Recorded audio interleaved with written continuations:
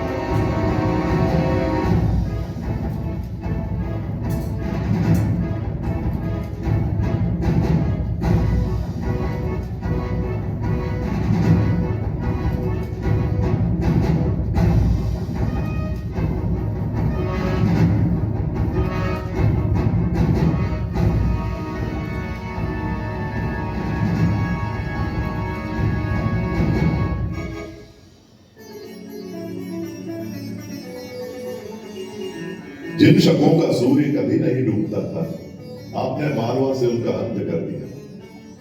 अब आपको संपूर्ण भारत भूमि को शक मुक्त कराना है। आपका पराक्रम भगवान सूर्य जैसा है, इसलिए अब से संसार आपको विक्रमसेन नहीं, विक्रमादित्य के नाम से जानेगा। महाराज विक्रमादित्य की जय हो। मालवा नरेश विक्रमादित्य की जय हो। महाराज, शकों की विधवाओं और बच्चों के लिए क्या आदेश है? ससम्मान विधवाओं के पुनर्वास की व्यवस्था की जाए और बच्चों की शिक्षा दीक्षा राजकोष से कराई जाए। अद्भुत। महान राजा का यही गुण है कि वो अपने संरक्षण में आने वाले सभी जीवों की रक्षा करे। आपने एक नए समय का सूत्रपात किया है। आपकी अनुकंपा है गुरुदेव। अवश्य ही ये समय अपनी जड़ों की ओर लौटने का है, वैदिक परंपराओं की पुनर्स्थापना का है। कुलदेवी हरसिद्धि की कृपा से मैंने अपने नवरत्न पहचान लिए हैं। इन नवरत्नों की सहायता से मैं इस राज्य का संचालन करूंगा।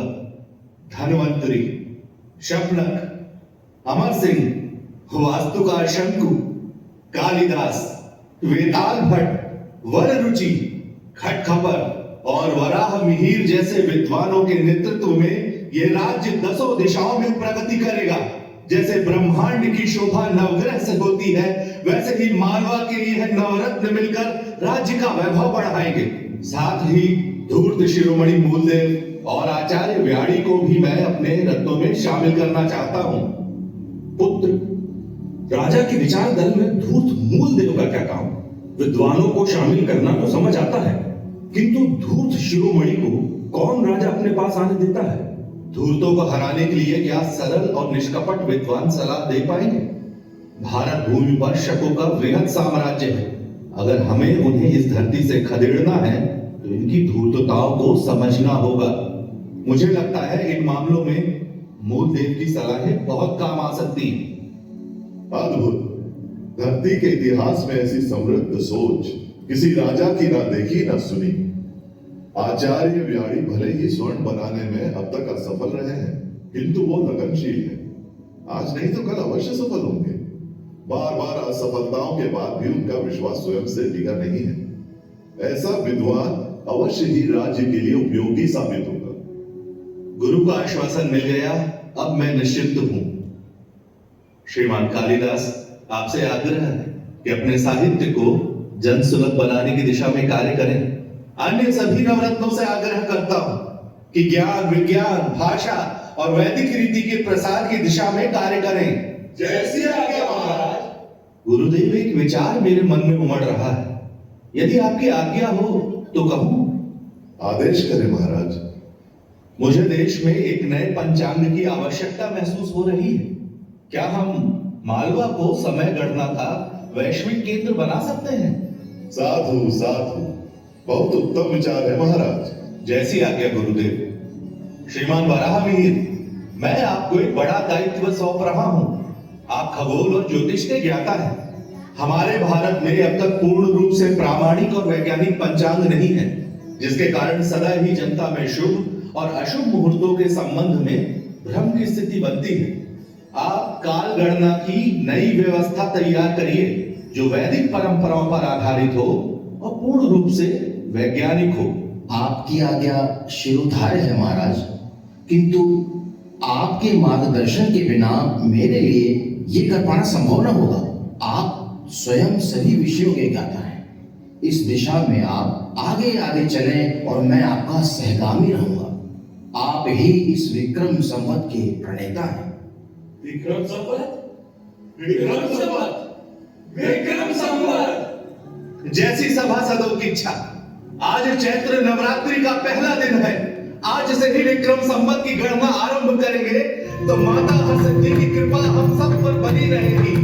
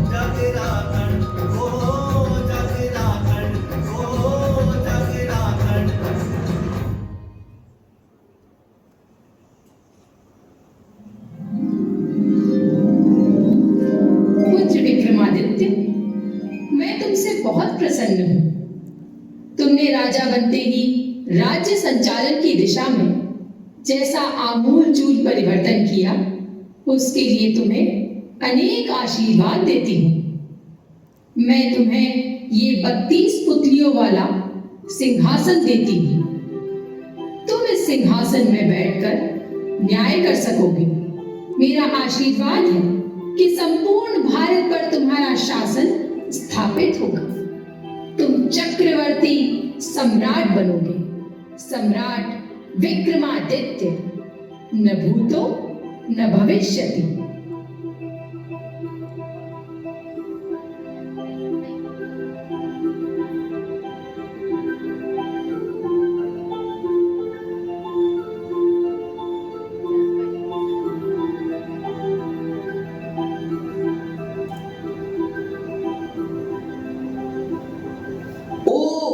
आपने इसीलिए मेरा नाम विक्रम रखा था, ताकि मैं भी उनकी तरह महान बन सकूं। हाँ, और नहीं तो क्या। जानते हो बेटा, उनके बाद 14 ऐसे राजा हुए जिन्हें विक्रमादित्य कहा गया। विक्रमादित्य की प्रसिद्धि के बाद उन महान राजाओं को विक्रमादित्य की उपाधि दी जाने लगी। क्या पता कल को तुम भी विक्रमादित्य कहलाओ। उनकी महानता की और कहानियां बताइए ना दादाजी। हाँ हाँ, क्यों नहीं। उनकी महानता पर जितना कहो उतना ही कम है बेटा। उनका शासन सिर्फ भारत में नहीं, आज के अरब, ईरान, इराक और मिस्र तक फैला हुआ था। और उन्होंने कश्मीर के राजा की मृत्यु के बाद संकट में पड़े राज्य में सुशासन स्थापित किया। जानते हो बेटा, उन्होंने गांधार प्रांतों को शिक्षित करने के लिए वहां भी वेधशालाएं बनवाई। उनके सद्गुणों की चर्चा अनेक भाषाओं के ग्रंथों में मिलती है। उनकी अरब विजय का वर्णन अरबी कवि जरहाम किंतोरी ने शायर उल उकुल में किया है। इस्तांबुल की प्रसिद्ध लाइब्रेरी मकतब सुल्तानिया में ये किताब है, जिसमें एक शिलालेख का जिक्र मिलता है। हाँ, ये रहा। बेटा जरा उसका ये अंश तो पढ़ो।